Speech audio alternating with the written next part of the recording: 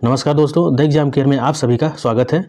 आइए हम स्टार्ट करते हैं हिंदी पेडागोजी के अति महत्वपूर्ण प्रश्न जो कि प्रीवियस ईयर में सभी क्वेश्चन पूछे गए हैं। तो आप सभी लोग वीडियो के साथ आखिरी तक बने रहिएगा, जिससे कि सभी इंपॉर्टेंट क्वेश्चन समझ सकें और जो नहीं आ रहे हैं उसको याद कर लें। और जो भी साथी हमारा CDP का और EVS का प्रैक्टिस सीरीज नहीं देखे हैं वो हमारे यूट्यूब चैनल के प्ले लिस्ट में जाके देख सकते हैं। तो आइए हम स्टार्ट करते हैं अपना practice series. Question number first, भाषा सिखाने का सही क्रम है। तो जो भाषा है इसको सिखाने का सही क्रम क्या है? पहले बोलना होता है, फिर श्रवण करना सुनना होता है, पढ़ना लिखना, या फिर श्रवण करना बोलना पढ़ना लिखना, या बोलना पढ़ना श्रवण करना लिखना, या श्रवण करना पढ़ना बोलना लिखना। तो देखिए इन चारों में से जो राइट आंसर होगा वो है ऑप्शन नंबर बी हमारा यहाँ पे सही है। तो पहले क्या होता है? श्रवण करना, पहले सुनना होता है, सुनने के बाद क्या करेंगे? बोलेंगे, बोलने के बाद पढ़ना होता है, इसके बाद आखिरी में आता है लिखने का। ठीक, तो इसको याद कर लीजिएगा।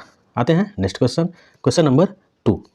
व्याकरण शिक्षण की वह पद्धति अपेक्षाकृत अधिक उचित है जिसमें बच्चे नियमों को कंठस्थ कर लेते हैं, या फिर बच्चे उदाहरणों से नियमों की ओर जाते हैं, या फिर बच्चे नियमों से उदाहरण की ओर जाते हैं, या बच्चे सूत्रों का प्रयोग करते हैं। तो जो सेकंड है इसका देखिए राइट आंसर होगा ऑप्शन नंबर बी, बच्चे जो है उदाहरणों से नियम की ओर जाते हैं। ओके, तो ये क्या है? अपेक्षाकृत अधिक उचित माना जाता है व्याकरण शिक्षण में। आते हैं नेक्स्ट क्वेश्चन, क्वेश्चन नंबर 3। वे कथन जो आपसी व्यवहार में सामान्य रूप से प्रयुक्त होते हैं उन्हें कहते हैं। तो ऐसा कौन सा कथन है जो आपसी व्यवहार में क्या है? सामान्य रूप से प्रयुक्त होते हैं, उन्हें क्या कहते हैं? अनौपचारिक कथन, औपचारिक कथन, प्रासंगिक कथन, या फिर तर्क संगत कथन। तो क्वेश्चन नंबर 3 का जो राइट आंसर हो जाएगा वो होगा ऑप्शन नंबर ए, अनौपचारिक कथन। इसे क्या कहते हैं? अनौपचारिक कथन। आते हैं नेक्स्ट क्वेश्चन, क्वेश्चन नंबर 4। बच्चों में भाषा प्रयोग की दक्षता विकसित करने के लिए आवश्यक है। तो जो बच्चे हैं इसमें क्या है कि भाषा प्रयोग की दक्षता विकसित करने के लिए क्या आवश्यक है? उन्हें सुनने और बोलने की पूरी आज़ादी हो, इन्हें कविताएं याद हो, या फिर उन्हें मुहावरे याद हो, या फिर वे किसी वक्ता के साथ रहते हों। तो इन चारों में से देखिए जो राइट आंसर होगा वो है ऑप्शन नंबर ए, उन्हें सुनने और बोलने की पूरी आज़ादी होनी चाहिए। ओके, आते हैं next question, question number 5। Mona अक्सर लिखते समय शब्दों के अक्षरों को छोड़ देती है, जैसे पढ़ती को पति, अभिनव को अनव लिखना। इसका सबसे उपयुक्त कारण हो सकता है कि इसका सबसे उपयुक्त कारण क्या होगा कि अक्षरों को छोड़कर लिख रही है, जैसे पढ़ती को क्या लिख रही है? पति, और अभिनव को क्या लिख रही है? अनव। तो देखिए उसे लिखना रुचिकर नहीं लगता हो, या फिर उसके विचार और लिखने की गति में सामंजस्य न हो, या उसके विचारों में स्पष्टता न हो, या उसे मात्राओं का ज्ञान न हो। तो देखिए ऐसा कब होगा? तो जो 5 का इसका जो राइट आंसर हो जाएगा वो है ऑप्शन नंबर सी, उसके विचारों में क्या हो? स्पष्टता न हो। ठीक, इसका राइट आंसर है। आते हैं नेक्स्ट क्वेश्चन, क्वेश्चन नंबर 6। इसमें देखिए क्या दिया है? अपनी कक्षा में समावेशी माहौल का निर्माण करने के लिए आप किस बात को सबसे अधिक महत्वपूर्ण मानते हैं? तो जो देखिए समावेशी माहौल बनाना हो इसके लिए आप सबसे अधिक महत्वपूर्ण किसे मानते हैं? विभिन्न प्रकार के दृश्य श्रव्य संसाधनों का सदैव अनिवार्य प्रयोग, या फिर स्वयं के बोलने की गति को बहुत धीमा रखना, या सभी बच्चों से सभी भाषिक प्रकारों को समान रूप से संपादित करवाना, या विभिन्न प्रकार के दृश्य श्रव्य संसाधनों का आवश्यकता अनुसार उचित प्रयोग। तो जो 6 है इसका देखिए सबसे सही आंसर जो होगा वो राइट है ऑप्शन नंबर डी, विभिन्न प्रकार के दृश्य श्रव्य संसाधनों का क्या है? आवश्यकता अनुसार उचित प्रयोग है। ठीक, डी आंसर यहाँ पे राइट है। आते हैं next question, question number 7। Hindi साहित्य के इतिहास के संबंध में modern vernacular literature of Hindustan किसने लिखा है? तो जो modern vernacular literature of Hindustan किसने लिखा है? गार्सा द तासी, या फिर George Abraham Grierson, Suniti Kumar, या फिर धीरेन्द्र वर्मा। तो 7 जो है इसका राइट आंसर हो जाएगा option number B, George Abraham Grierson. Okay, आते हैं next question, question number 8। Satish 8वीं कक्षा का विद्यार्थी है, वह निबंध लिखते समय कुंजी या गाइड से रटी हुई भाषा का क्या करता है? प्रयोग करता है। इसके कारणों में सबसे कमज़ोर कारण हो सकता है क्या है? देखिए उसकी लिखित भाषा का पकड़ नहीं है, या फिर उसमें विचार करने का सामर्थ्य नहीं है, या सृजनात्मक लेखन की शिक्षण पद्धति उचित नहीं है, या उसकी मौखिक भाषा बेहद क्या है? कमज़ोर है। तो जो 8 है इसका देखिए जो राइट आंसर होगा वो है ऑप्शन नंबर डी। उसकी मौखिक भाषा क्या है, बहुत कमज़ोर है। ठीक, इसके कारण वो क्या करता है कि कुंजी या फिर गाइड से रटी हुई भाषा का प्रयोग करता है। आते हैं नेक्स्ट क्वेश्चन, क्वेश्चन नंबर 9। इसमें देखिए दिया है उच्च प्राथमिक स्तर पर हिंदी भाषा शिक्षण का एक सर्वाधिक महत्वपूर्ण उद्देश्य है। क्या बच्चों में कहानियों को शब्दशः दोहराने की क्षमता का विकास करना, या फिर बच्चों को व्याकरण के नियमों को कंठस्थ करवाना, या बच्चों को पाठों के अंत में दिए गए उदाहरणों का अभ्यास करवाना, या फिर बच्चों में समझ के साथ पढ़ने और लिखने की क्षमता का विकास करना। तो जो उच्च प्राथमिक स्तर है इसमें हिंदी भाषा जो शिक्षण का एक महत्वपूर्ण उद्देश्य क्या होता है कि ऑप्शन नंबर यहाँ पे देखिए 9 का हो जाएगा डी। बच्चों में क्या है, समझ के साथ पढ़ने लिखने की क्षमता का विकास करना होता है। तो डी ऑप्शन यहाँ पे राइट है। आते हैं नेक्स्ट क्वेश्चन, क्वेश्चन नंबर 10। भाषा सीखने में सबसे बड़ा बाधक तत्व हो सकता है। तो जो भाषा है इसको सीखने में, अधिगम करने में, सीखने में सबसे बड़ा बाधक तत्व क्या है, क्या हो सकता है? भाषाई प्रयोग के अवसर, या फिर इकाई परीक्षण, या भाषा में आकलन, या पाठ्य पुस्तक।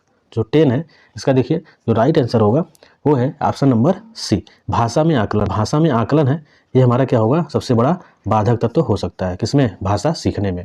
आते हैं नेक्स्ट क्वेश्चन, क्वेश्चन नंबर 11। भाषा शिक्षक में होना आवश्यक नहीं है। तो जो भाषा शिक्षक है उसमें क्या होना आवश्यक नहीं है, व्याकरण का ज्ञान, या फिर सुंदर लेख, या विषय और मूल्यांकन विधियों का ज्ञान, या रसायनों का ज्ञान होना। तो जो 11 है इसका देखिए राइट आंसर होगा ऑप्शन नंबर डी, रसायनों का ज्ञान होना। तो भाषा के शिक्षक में रसायन का ज्ञान होना आवश्यक नहीं है, बाकी व्याकरण का ज्ञान होना आवश्यक है, सुंदर लेखन भी, और विषय और मूल्यांकन की विधियों का ज्ञान भी। आते हैं नेक्स्ट क्वेश्चन, क्वेश्चन नंबर 12। गद्य शिक्षण में काठिन्य निवारण किया जा सकता है। तो जो गद्य शिक्षण है, ध्यान दीजिएगा, गद्य है पद्य नहीं, इसमें काठिन्य निवारण किया जा सकता है। कैसे? चित्र दिखाकर, वस्तु को प्रत्यक्ष दिशा दिखाकर, मॉडल दिखाकर, या फिर उपर्युक्त सभी। तो जो 12 है इसका देखिए राइट आंसर हो जाएगा ऑप्शन नंबर डी, उपर्युक्त सभी। तो जो काठिन्य निवारण है उसमें चित्र दिखाकर भी निवारण किया जा सकता है, वस्तु को प्रत्यक्ष दिखाकर, वास्तविक रूप से दिखाकर, और मॉडल दिखाकर भी हो सकता है। तो ये तीनों ऑप्शन यहाँ पे राइट होंगे, तो हमारा डी आंसर सही हो जाएगा, उपर्युक्त सभी। आते हैं नेक्स्ट क्वेश्चन। इसमें देखिए सभी क्वेश्चन जो लिए गए हैं सभी प्रीवियस ईयर में पूछे गए क्वेश्चन हैं। ओके, तो आप सभी लोग एक एक क्वेश्चन को अच्छे से देखिएगा और समझिएगा, जो नहीं आ रहे होंगे उसको याद कर लीजिएगा। ठीक, आते हैं 13 में देखते हैं। प्राथमिक स्तर पर कविता शिक्षण उपयोगी नहीं होगा। तो जो प्राथमिक स्तर है इसमें कविता जो शिक्षण है, कविता का शिक्षण उपयोगी नहीं होगा। कैसे? जिससे छात्र सरलता से समझ सके, क्या इस तरीके से, या जो कविताएं छात्रों को सृजनशीलता को बढ़ाने वाली हो, या जो कविताएं अंतर्राष्ट्रीय वादों से संबंधित हों, या जिनमें नीति, हास्य, वीरता, देशभक्ति जैसी भावनाएं निहित तो हों। तो 13 जो है इसका देखिए राइट आंसर हो जाएगा ऑप्शन नंबर सी, जो कविताएं अंतर्राष्ट्रीय वादों से संबंधित हों। तो ये जो है अंतर्राष्ट्रीय वादों से संबंधित होने के कारण जो कविताएं ऐसी हों उसमें उपयोगी नहीं है। कहाँ पे? प्राथमिक स्तर पर। ध्यान दीजिएगा, किसमें? प्राथमिक स्तर पर। आते हैं नेक्स्ट क्वेश्चन, क्वेश्चन नंबर 14। 8वीं कक्षा के बच्चों के भाषा आकलन के लिए आप किसे सबसे कम महत्वपूर्ण मानते हैं? तो जो 8वीं कक्षा है इसमें बच्चों के भाषा का अगर आकलन करना हो तो आप किसे सबसे कम महत्वपूर्ण मानेंगे? किसी कहानी को नाटक के रूप में रूपांतरित करना, या फिर साहित्य समारोहों का आयोजन करना, या लिखित परीक्षाओं का आयोजन करना, या फिर किसी विषय पर अपने विचार प्रकट करना। तो जो 14 है इसका देखिए राइट आंसर होगा ऑप्शन नंबर बी, साहित्य समारोहों का क्या है? आयोजन करना। ठीक, सबसे कम महत्वपूर्ण मानेंगे यहाँ पे। आते हैं नेक्स्ट क्वेश्चन, क्वेश्चन नंबर 15। इसमें देखिए दिया है रूपा बड़े समूह के सामने अपनी बात कहते समय अटकती है। एक शिक्षक के रूप में आप उसकी सहायता कैसे करेंगे? तो जो रूपा है बड़े समूह, इसका मतलब है बहुत संख्या अगर है उसके सामने आप क्या करना है कि रूपा बात करने में क्या है? अटकती है। तो शिक्षक के रूप में अगर कोई शिक्षक है तो उसमें आप उसकी सहायता कैसे करेंगे? प्रारंभ में छोटे छोटे समूहों में बात करने के भरपूर अवसर देंगे, या फिर उसे बार बार समझाएंगे कि बड़े समूह में किस तरह बोला जाता है, या उसमें बलपूर्वक आत्मविश्वास उत्पन्न करेंगे, या उसे हमेशा बड़े समूह के सामने बोलने के लिए कहेंगे। तो जहाँ हमेशा लग गया वैसे भी ये आंसर नहीं होगा।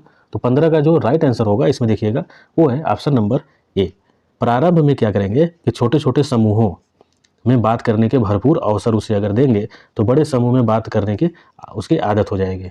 ठीक, तो आते हैं नेक्स्ट क्वेश्चन, क्वेश्चन नंबर 16।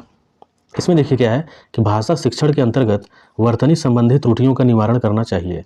तो जो भाषा शिक्षण है इसमें इसके अंतर्गत क्या है, वर्तनी संबंधी जो त्रुटि हो रही है इसकी निवारण कैसे करेंगे, वर्तनी का शुद्ध उच्चारण एवं लेखन अभ्यास करवाकर, या फिर त्रुटियों का प्रकार गिनाकर, वर्तनी के बारे में कुछ बातें बताकर, या फिर त्रुटियों की उपेक्षा करेंगे। तो यहाँ पे जो 16 है इसका देखिए जो राइट आंसर होगा वो होगा ऑप्शन नंबर ए, वर्तनी का क्या है, शुद्ध उच्चारण और लेखन का अभ्यास करवाकर उसका निवारण किया जा सकता है, वर्तनी संबंधी त्रुटि का। ठीक, आते हैं नेक्स्ट क्वेश्चन, क्वेश्चन नंबर 17।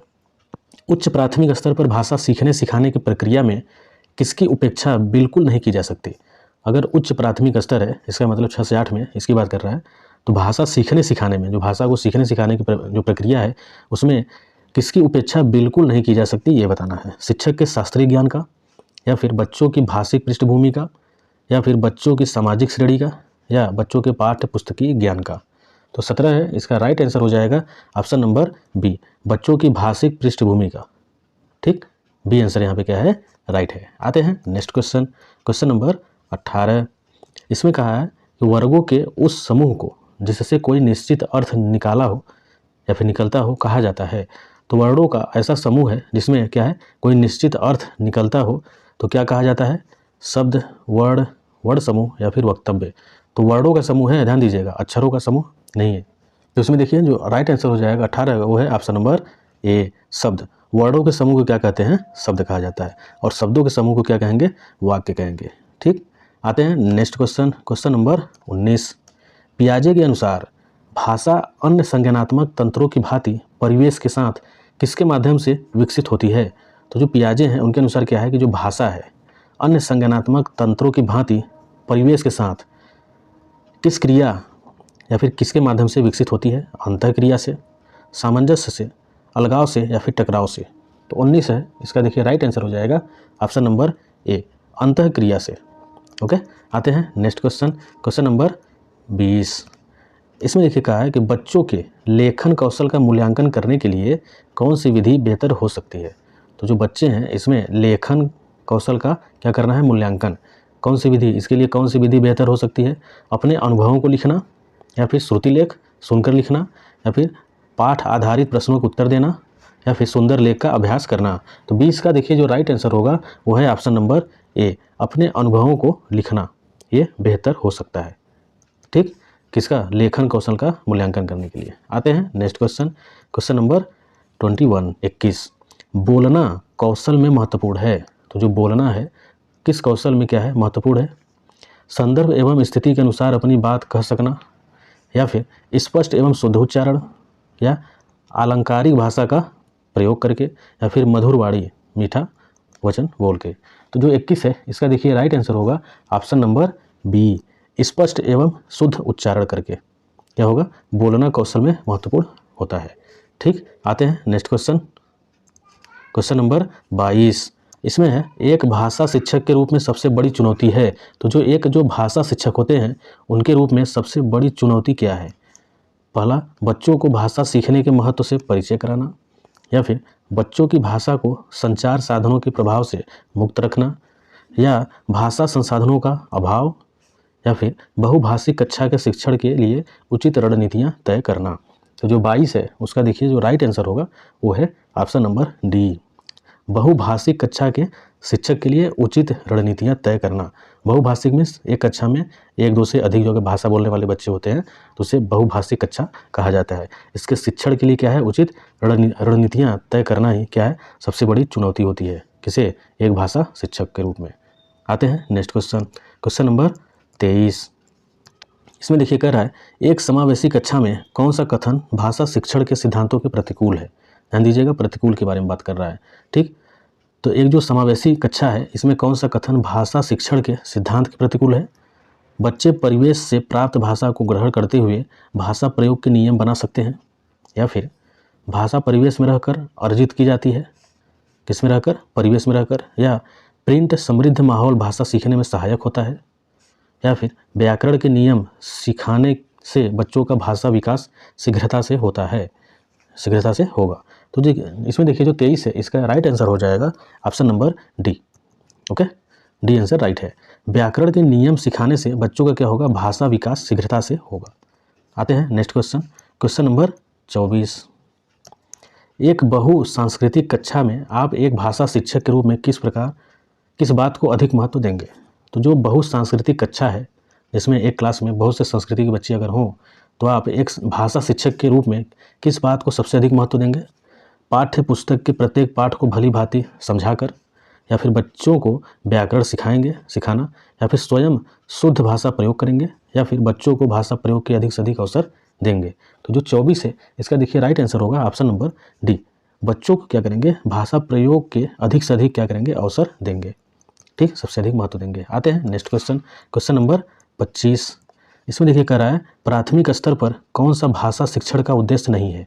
तो जो प्राथमिक स्तर है ये भी ध्यान दिया करिए, प्राथमिक स्तर पर कौन से भाषा शिक्षण का क्या है, उद्देश्य ही नहीं है। क्या नहीं है, स्पष्टता एवं आत्मविश्वास के साथ अपनी बात कहना, या फिर वर्णमाला को क्रम से कंठस्थ करना मीन्स याद करना, या फिर ध्वनि संकेत चिन्हों का संबंध बनाना, या विभिन्न संदर्भों में भाषा का प्रभावी प्रयोग करना।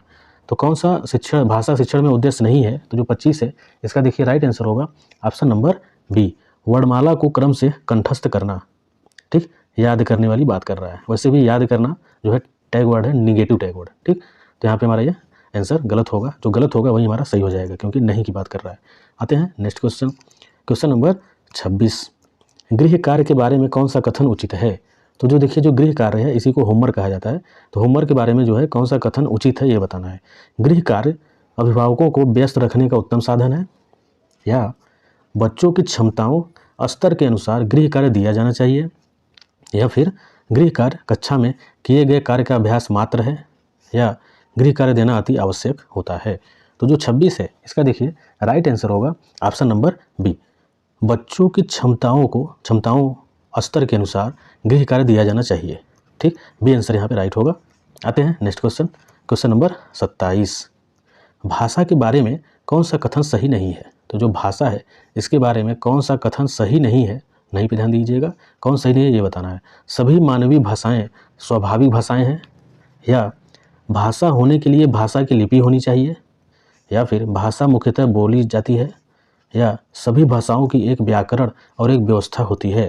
तो 27 जो है इसका देखिए राइट आंसर जो होगा वो है बी, भाषा होने के लिए भाषा की लिपि होनी चाहिए, यह आवश्यक या फिर यह कथन सही नहीं है। ठीक, बी। आते हैं नेक्स्ट क्वेश्चन, क्वेश्चन नंबर 28।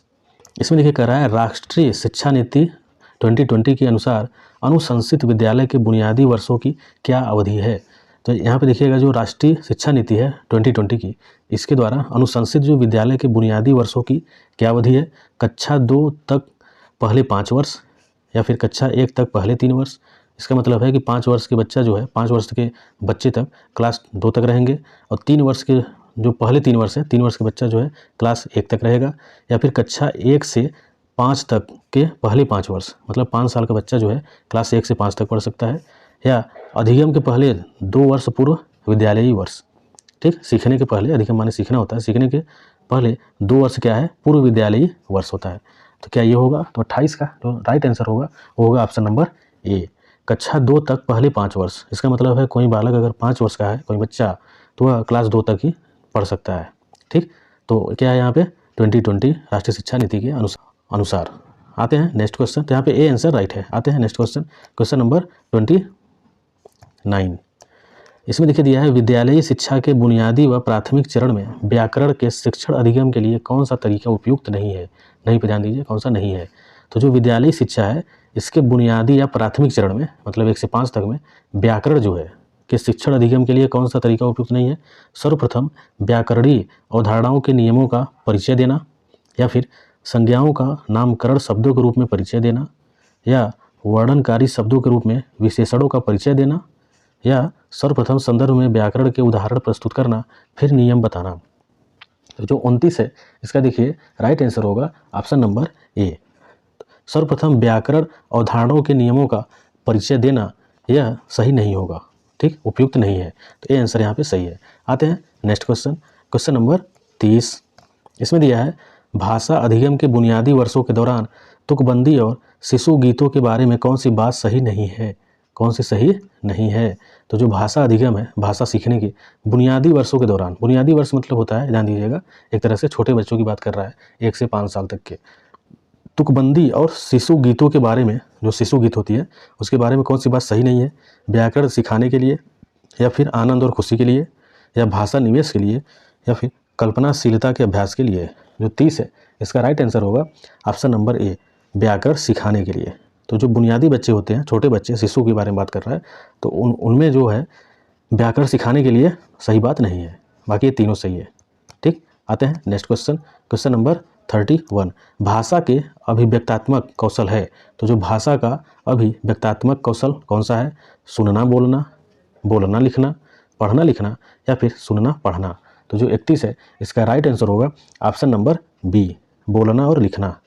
ठीक, बोलना लिखना क्या है, अभिव्यक्तात्मक कौशल होता है भाषा का। आते हैं नेक्स्ट क्वेश्चन, क्वेश्चन नंबर 32। भाषा कौशलों के संदर्भ में कौन सा कथन उचित है, तो जो भाषा कौशल है इसके संदर्भ में कौन सा कथन क्या है, उचित है, बताना है। विद्यालय में केवल पढ़ना लिखना कौशलों पर ही बल देना चाहिए, या फिर बच्चे केवल सुनना बोलना पढ़ना लिखना कौशल क्रम में ही सीखते हैं, या भाषा के चारों कौशल परस्पर अंतर संबंधित है, या भाषा कौशलों के विकास में अभ्यास की अपेक्षा भाषिक नियमों का ज्ञान जरूरी है। तो जो 32 है इसका देखिए राइट आंसर होगा ऑप्शन नंबर सी, भाषा के चारों कौशल परस्पर अंतर संबंधित हैं। ठीक, ये क्या है, अंतर संबंधित होते हैं क्या, भाषा के चारों कौशल। चारों कौशल कौन से हैं, सुनना बोलना पढ़ना और लिखना, ये चारों कौशल होते हैं। तो सही आंसर जो होगा वो होगा सी, ये आपस में क्या है, अंतर संबंधित होते हैं, तो सी आंसर सही है। आते हैं नेक्स्ट क्वेश्चन, क्वेश्चन नंबर 33। इसमें दिया है प्राथमिक स्तर पर बच्चों की भाषा शिक्षा के संदर्भ में निम्नलिखित में से कौन सा कथन क्या है, असत्य है, असत्य कथन बताना है।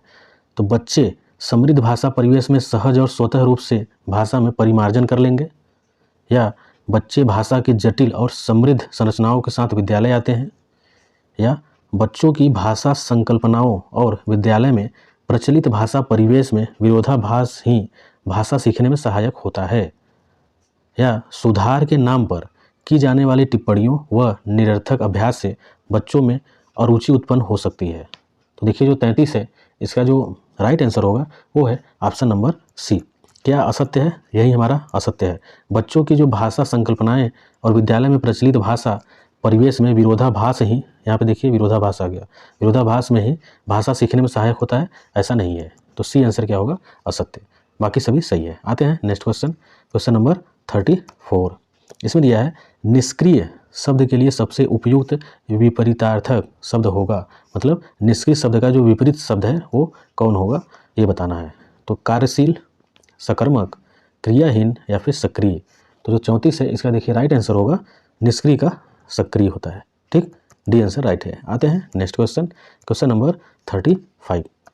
भाषा सीखने सिखाने की प्रक्रिया को रोचक और स्वउद्देश्यपूर्ण बनाने में सर्वाधिक प्रभावी है, तो क्या है, कहानी कविता की पंक्तियां देखकर लिखना, या फिर टीवी धारावाहिकों के नाम लिखना, या कक्षा के प्रिंट समृद्ध परिवेश का उपयोग, या पाठ्य पुस्तक के अभ्यास।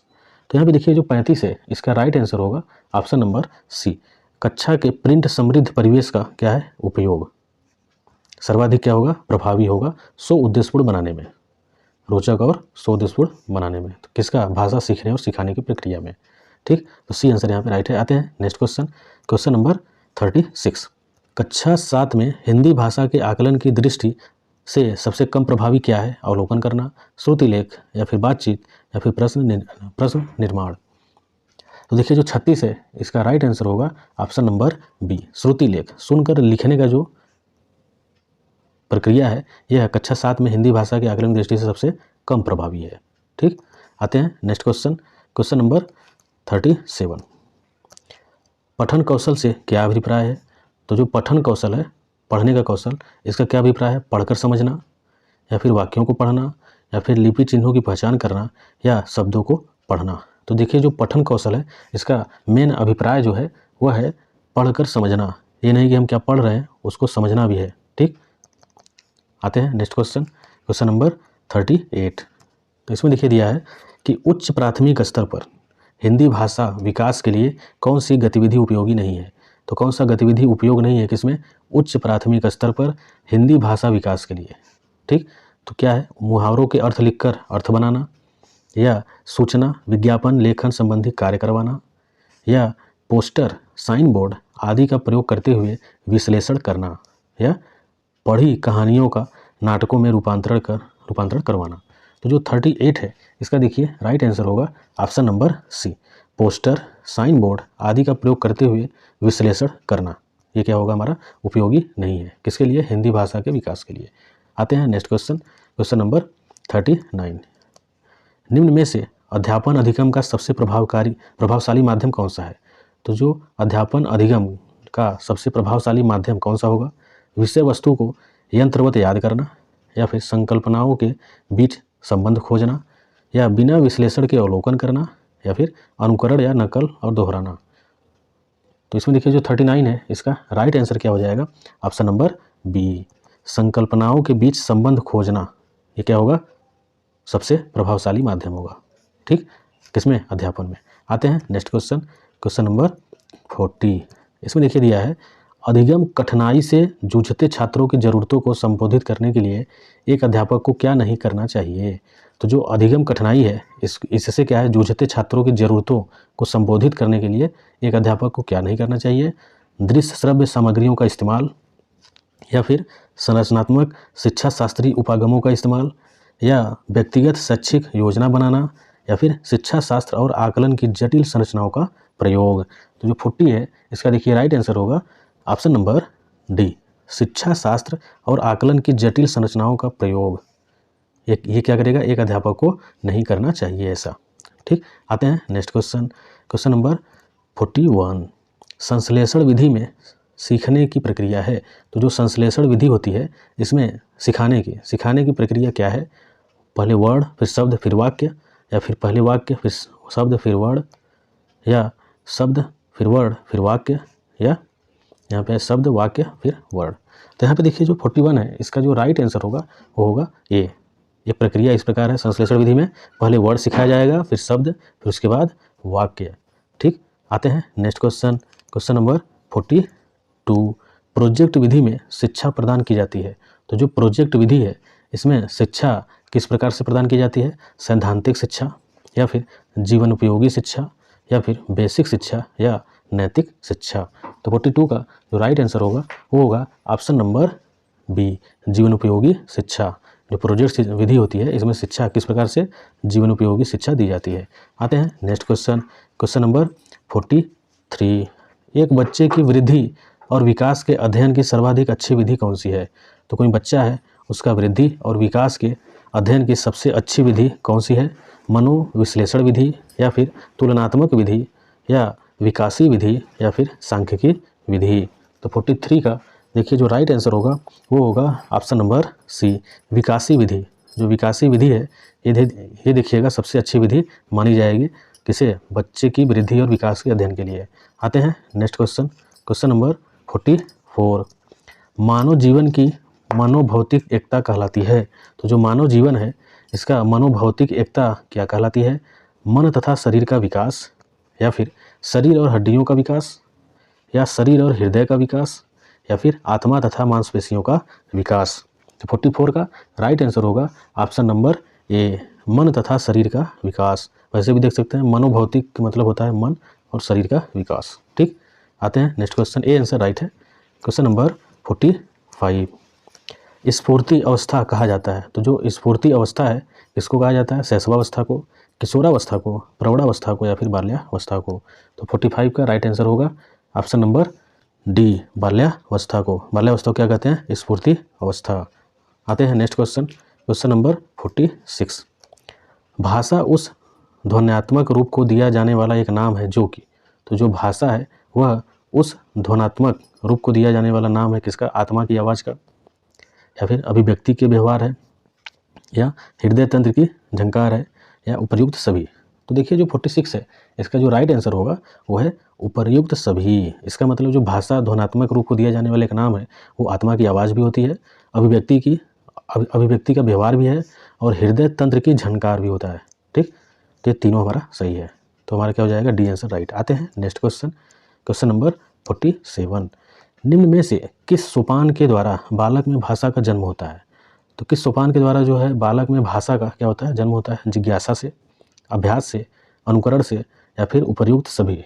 तो 47 का जो राइट आंसर होगा वो होगा ऑप्शन नंबर ए, जिज्ञासा से। ठीक, आते हैं नेक्स्ट क्वेश्चन, क्वेश्चन नंबर 48। मातृभाषा से अभिप्राय है, तो जो मातृभाषा है इससे क्या अभिप्राय है? क्षेत्र विशेष की भाषा, या फिर माँ के द्वारा बोले जाने वाली भाषा, या परिजनों की भाषा, या वातावरण की भाषा। ये तो देखिए आसान हो गया। मातृभाषा जो होती है वो क्या होती है कि बी आंसर राइट होगा, माँ के द्वारा बोले जाने वाली भाषा को मातृभाषा कहा जाता है। आते हैं नेक्स्ट क्वेश्चन, क्वेश्चन नंबर 49। 14 सितंबर को प्रतिवर्ष हिंदी दिवस मनाया जाता है क्योंकि इसी तिथि को 1949 में हिंदी भारत की राजभाषा बनी, जिसका उल्लेख है किस अनुच्छेद में? उल्लेख है किसका? राजभाषा का। तो अनुच्छेद 21A में, अनुच्छेद 443 में, अनुच्छेद 334 में, अनुच्छेद 343 में। तो देखिए जो 49 है इसका राइट आंसर होगा। तो जो हिंदी भाषा राजभाषा बनी है वो अनुच्छेद 343 में रखी गई है, ठीक, उल्लेखित की गई है। आते हैं नेक्स्ट क्वेश्चन, क्वेश्चन नंबर 50। इसमें लिखे दिया है हम लोग भाषा व्यवहार को निरंतर बनाए रख पाते हैं, इसके लिए सबसे महत्वपूर्ण है। तो जो भाषा व्यवहार है ये क्या है? निरंतर बनाए रख पाते हैं, इसके लिए सबसे महत्वपूर्ण क्या है? भाषा का गतिशील होना, या फिर भाषा का व्यवहारिक होना, या भाषा बिंब का बनना, या भाषा का उपयोगी होना। तो 50 का जो राइट आंसर होगा इसमें देखिएगा वो हो जाएगा ऑप्शन नंबर सी, भाषा बिंब का बनना। तो जो भाषा बिंब का बनना है वह निरंतर बनाए रख पाने के लिए सबसे महत्वपूर्ण होता है क्या? भाषा व्यवहार का। आते हैं नेक्स्ट क्वेश्चन, क्वेश्चन नंबर 51। कौन सी विधि सबसे प्राथमिक भाषा उपागम कहलाती है? ऐसा कौन सा विधि है जो प्राथमिक भाषा उपागम कहलाती है? अनुकरण विधि, व्यतिरेकी विधि, व्याकरण अनुवाद विधि, या फिर ध्वन्यात्मक विधि। तो देखिए जो 51 है इसका राइट आंसर होगा ऑप्शन नंबर ए, अनुकरण विधि। जो अनुकरण विधि होती है ये हमारा प्राथमिक भाषा उपागम कहलाती है। आते हैं नेक्स्ट क्वेश्चन, क्वेश्चन नंबर 52। शिक्षण विधि शिक्षण कार्य में सहयोग करती है। तो जो शिक्षण विधि है यह शिक्षण कार्य में किसका सहयोग करती है? लक्ष्य प्राप्ति में, उद्देश्य प्राप्ति में, कभी लक्ष्य और कभी उद्देश्य प्राप्ति में, लक्ष्य प्राप्ति तथा उद्देश्य पूर्ति में। तो 52 का जो राइट आंसर होगा हो जाएगा ऑप्शन नंबर बी, उद्देश्य प्राप्ति में। जो उद्देश्य प्राप्ति है वो शिक्षण विधि में शिक्षण का कार्य में सहयोग करती है। ठीक, आते हैं नेक्स्ट क्वेश्चन, क्वेश्चन नंबर 53। भाषा बिंब की उपयोगिता है। तो जो भाषा बिंब है इसकी क्या उपयोगिता है? भाषा बिंब की भाषा व्यवहार में, भाषा स्थायित्व में, भाषा विकास में, या फिर उपर्युक्त सभी में। तो जो 53 है इसका देखिए राइट आंसर हो जाएगा ऑप्शन नंबर डी। तो जो भाषा बिंब है इसका क्या उपयोगिता है? भाषा के व्यवहार में भी, भाषा स्थायित्व में भी, और भाषा विकास में भी होती है। ठीक, आते हैं नेक्स्ट क्वेश्चन, क्वेश्चन नंबर 54। अंतर्निहित भाषा दक्षता का संबंध किसके साथ है? तो जो अंतर्निहित भाषा है इसकी दक्षता का संबंध किसके साथ है? जीन पियाजे, नोम चोम्स्की, वाइगोत्स्की, या फिर बर्नार्ड शॉ। तो 54 का देखिए राइट आंसर होगा ऑप्शन नंबर बी, नोम चोम्स्की। जहाँ पे भी भाषा की बात आए, अंतर्निहित भाषा दक्षता, इसका संबंध किससे हो जाएगा? नोम चोम्स्की का। आते हैं नेक्स्ट क्वेश्चन, क्वेश्चन नंबर 55। कौन सा एक अन्य से भिन्न है? तो ध्यान दीजिएगा इसमें जितने भी क्वेश्चन लिए गए हैं सभी क्या है कि प्रीवियस ईयर में पूछे गए क्वेश्चन हैं, और सभी मोस्ट इंपॉर्टेंट क्वेश्चन इसलिए भी हैं क्योंकि बार बार एग्जाम में ऐसे क्वेश्चन मिलते रहते हैं। किसमें? हिंदी के पेडागोजी में। तो आप लोग वीडियो को पूरा देखा करिए जिससे कि आसानी से क्वेश्चन को समझ सकें और क्वेश्चन की भाषा को भी अच्छे से समझ सकें। ठीक, यहाँ पे देखिएगा 55 में दिया हुआ है कि कौन सा एक अन्य से भिन्न है? भिन्न बताना है। श्रवण कौशल, वाचन कौशल, या फिर पठन कौशल, या फिर उच्चारण कौशल। तो इसमें से देखिए सबसे भिन्न कौन सा माना जाएगा? तो यहाँ पे है ऑप्शन नंबर डी, उच्चारण जो कौशल है यह सब भिन्न है। क्यों? क्योंकि भाषा में श्रवण कौशल भी होता है, वाचन कौशल बोलने के लिए कौशल, पठन कौशल मीन्स पढ़ना कौशल होता है, लेकिन उच्चारण कौशल कोई कौशल नहीं है। ठीक, आते हैं नेक्स्ट क्वेश्चन, क्वेश्चन नंबर 56। कौन सी विधि को स्व संशोधन विधि भी कहते हैं? ऐसा कौन सा विधि है जो कि स्व संशोधन विधि भी कहलाती है? पेस्टोलॉजी विधि, जेकोटार्ट विधि, डाल्टन विधि, मॉन्टेसरी विधि। तो 56 का राइट आंसर होगा ऑप्शन नंबर बी, जेकोटार्ट विधि जो है वह स्व संशोधन विधि भी कहलाती है। आते हैं नेक्स्ट क्वेश्चन, क्वेश्चन नंबर 57। प्राथमिक स्तर पर बच्चों का भाषा विकास सर्वाधिक रूप से निर्भर करता है। तो जो प्राथमिक स्तर है इसमें बच्चों की जो भाषा है उसका विकास सर्वाधिक किस रूप में निर्भर करता है? पाठ्यपुस्तक की भाषा की पाठ्यपुस्तक पर, भाषा के व्याकरण पर, बालक की परिपक्वता पर, या फिर समृद्ध भाषिक परिवेश पर। तो 57 का जो राइट आंसर होगा वो देखिए है ऑप्शन नंबर डी, समृद्ध भाषिक परिवेश पर। जो समृद्ध भाषिक परिवेश पर क्या है? सर्वाधिक जो भाषा का विकास है सर्वाधिक रूप से निर्भर करता है। परिवेश बहुत ज़रूरी होता है, ठीक, भाषा सीखने के लिए। आते हैं नेक्स्ट क्वेश्चन, क्वेश्चन नंबर 58। इसमें देखिए कह रहा है कि एक से अधिक भाषा का ज्ञान क्या होगा? तो जब हम क्या करेंगे कि एक से अधिक भाषा का ज्ञान हो जाए तो क्या होगा? उसमें भाषा कक्षा में शिक्षक के रूप में एक बोझ बन जाता है, या फिर नवीन कक्षा कक्ष में सीखते समय शिक्षार्थी को उसके समनुरूप करता है, या फिर नवीन भाषा के सीखने सिखाने में मदद करता है, या नवीन भाषा सीखने में हस्तक्षेप करता है। तो जब एक से अधिक भाषा का ज्ञान है वहाँ पे क्या होगा? तो 58 का राइट आंसर रहेगा इसमें सी, नवीन भाषा के सीखने सिखाने में क्या करता है? मदद करता है। इसको पॉजिटिव लेके चलेंगे, निगेटिव नहीं, ठीक। तो सी आंसर क्या होगा? राइट। आते हैं नेक्स्ट क्वेश्चन, क्वेश्चन नंबर 59। पठन पूर्व कार्य होते हैं, जो पढ़ने के पूर्व कार्य हैं क्या होते हैं? शिक्षार्थियों की पठन कुशलता का मूल्यांकन करने के लिए होते हैं, या फिर कठिन शब्दों और पदों का अर्थ देने के लिए होते हैं, या शिक्षार्थियों को पाठ्यवस्तु में प्रवेश करने और उन्हें अभिप्रेरित करने के लिए होते हैं, या पठन सामग्री में प्रयुक्त व्याकरणीय बिंदुओं की व्याख्या करने के लिए होते हैं। तो जो पठन पूर्व कार्य होते हैं वो देखिए 59 का जो राइट आंसर होगा वो है ये, शिक्षार्थियों की पठन कुशलता का मूल्यांकन करने के लिए होता है। ओके, तो ए आंसर यहाँ पे राइट हो जाएगा 59 का ए। आते हैं नेक्स्ट क्वेश्चन, क्वेश्चन नंबर 60।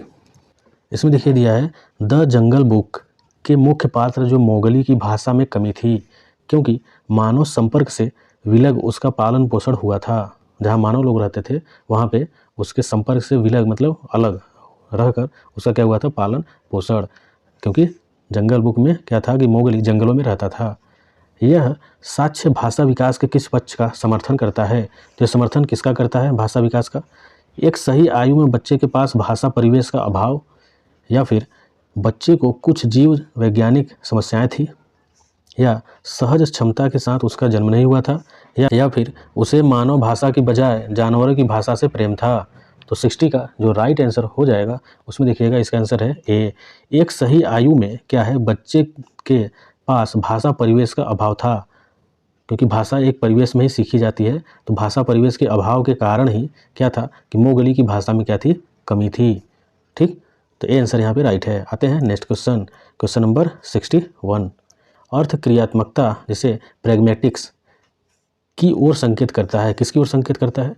भाषा के सामाजिक नियम पे, विद्यालयी भाषा की नीति पे, विद्यालय की अनुदेशन की भाषा, या फिर शैक्षणिक भाषा। तो 61 का जो राइट आंसर होगा वो है ऑप्शन नंबर ए, भाषा के सामाजिक नियम जो अर्थ क्रियात्मक होते हैं या फिर जिन्हें प्रैग्मेटिक्स कहा जाता है, वो क्या होते हैं कि भाषा के सामाजिक नियम की ओर संकेत करते हैं। तो दोस्तों यहाँ पे हमारा प्रैक्टिस सीरीज समाप्त होता है। तो जितने भी क्वेश्चन लिए गए हैं सभी प्रीवियस ईयर के थे, तो सभी मोस्ट इंपॉर्टेंट क्वेश्चन थे। तो आप सभी वीडियो को पूरा देखा करिए जिससे कि सभी इंपॉर्टेंट क्वेश्चन समझ सके। ओके, तो मिलते हैं अगले प्रैक्टिस सीरीज में, तब तक के लिए धन्यवाद।